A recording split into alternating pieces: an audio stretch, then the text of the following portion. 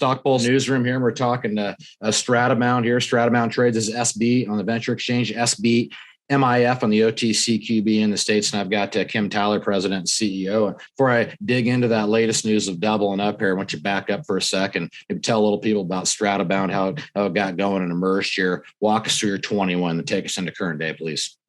Sure. Well, Stratabound's been around for a while. We're a new team. It's been around since '86 and actually started in the Maritimes. And it's along the same geology package that newfound gold. That's the big excitement, the big story in Newfoundland. It's everything old is new out there again and exciting.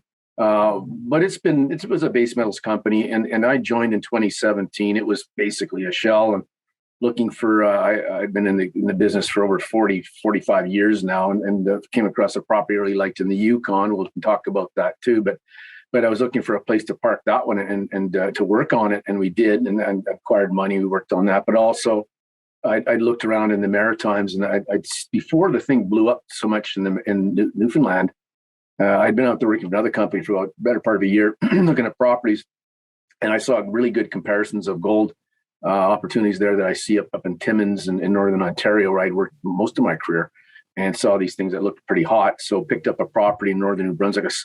I'll get into it's a really interesting geology story. I think, although that puts a lot of people to sleep, we'll talk a little bit about that in a minute. But that the same geology you see over in Ireland, where Dalradian has Kurgan, very high grade deposits, went into production a few years ago. You'd think all the gold had been found back then by the Romans and whatnot, but no, they're still finding gold, and that belt continues right over into Newfoundland and North America, the Maritimes, right down into the Carolinas, where oceanic gold is going. It's called the Iapetus Suture, and it was 400 million years ago. Continents collided, and when they collided together, there's mountain belts were formed, and all these deposits were formed along it. So that's why you see that. Most people know that along the mid-Atlantic ridges where continents are separating again. So these continents collided and separated. So we're finding gold deposits along there. So we picked up a property that we're seeing the opportunity for many of these gold deposits. It makes me wonder what's happening under New York City. And I'm not sure where you're from, Rob, but the eastern part of the U.S. ought to be looking. And I understand there's very many pre-Civil War gold mines operated up the east coast of the U.S. as well.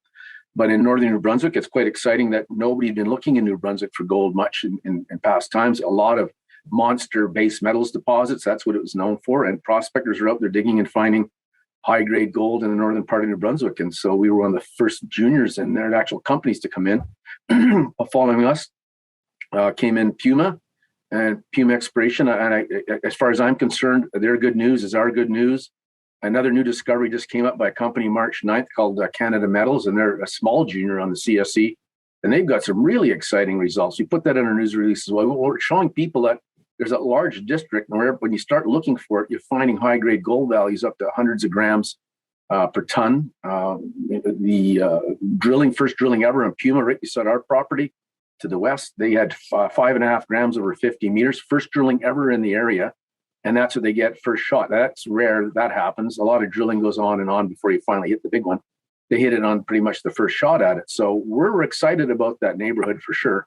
I can go on and on about New Brunswick, but I'm going to take a breath, Rob, and maybe you got a comment or a question. I know you could go on and on, but I guess for the sake of getting right to what we're trying to accomplish here, let's talk about how it's going. You just doubled land package here. You're excited about it. You've got some neighbors here, so get us into the game plan here. Investors are here to make some money with you. Market's been soft. There's opportunities here. You guys have been working. Talk about moving forward. We've seen opportunities for a long time. This is a good one. So if your viewers want to check up our website and look at that last press release we put out, you'll see that we've acquired a land package about 17 kilometers on the west side. I'm not sure which reverse view here, but on the one side is Puma Exploration in the intersection I just said. Lots of high grade values. Our property picked up hasn't been explored that much. We got about 3 or 4 trenches up to 45 grams per ton, but largely unexplored. And on the other side, they've got ground with lots of values, and going off 45 kilometers away is this new discovery, getting 45 grams per ton. These are very high grade values. So we just got in there. We did soil sampling. It's one of the first things you do, and we'll be in there doing more work this summer. We're going to get on the ground and check in, follow along. And when I say strike, what that means is their zones are coming right through our property, right in the middle. So we got sandwiched right between these two two good properties right in the middle, and it's early stage for us. They're more advanced. But your viewers should be looking at us plus Puma, and just it's a district thing. It's an area play. It's not just us out in some new place. There's other people picking up good values, and we think we're in a hot value there. So pay attention. We'll be out there this summer. We've got other good stories I could talk to you about in California and also in the Yukon. I don't know how much time you got for those, but hey, I got you here. I mean, the premise of how I operate is you're hunting hidden treasure here. So I want to know where you're hunting hidden treasure. So please. Well, the other place that we're really excited about, we're excited about our New Brunswick thing because it's early stage. It's hot, it's new, and that should appeal to the speculative folks out there looking for the fast the next newfound gold. That's what we think. We're in the same geology. We have a Yukon project we're quite excited about too. That got us going.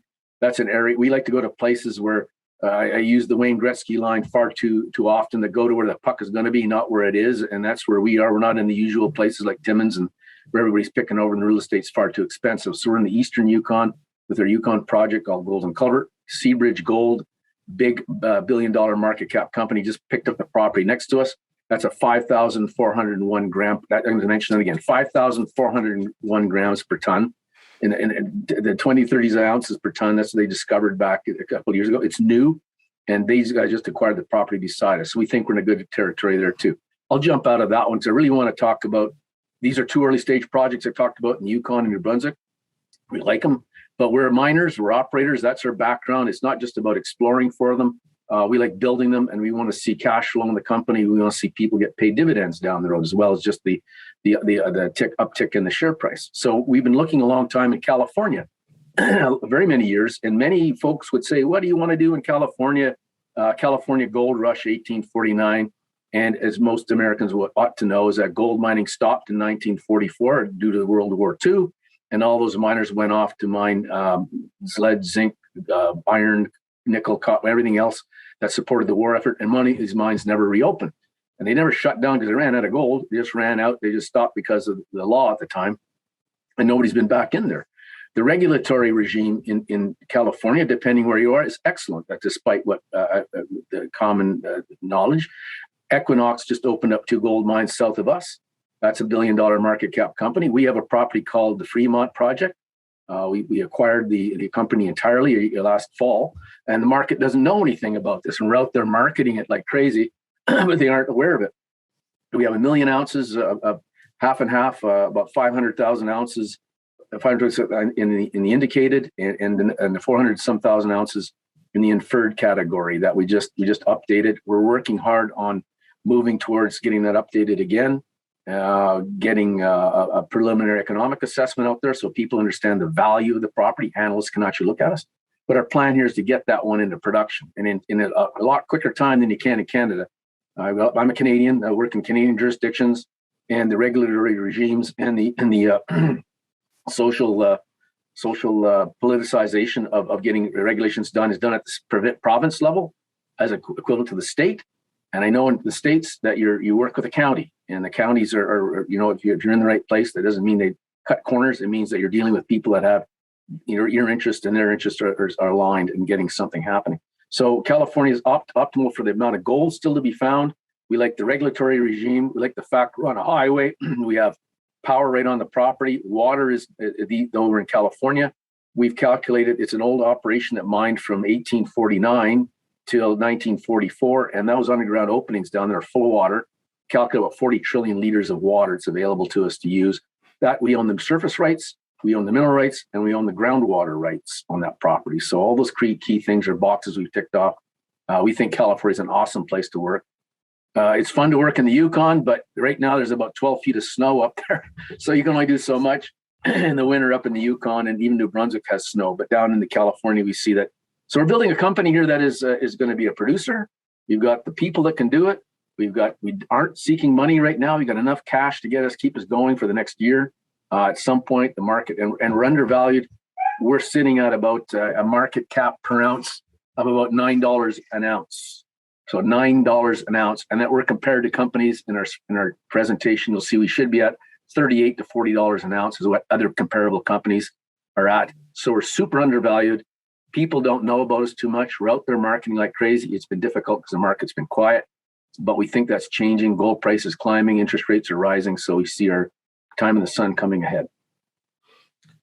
Yeah, so do I. And in the sun, pun intended, with California there. So that's Kim Tyler, President and CEO, Stratabound, SB Venture, SBMIF, OTCQB.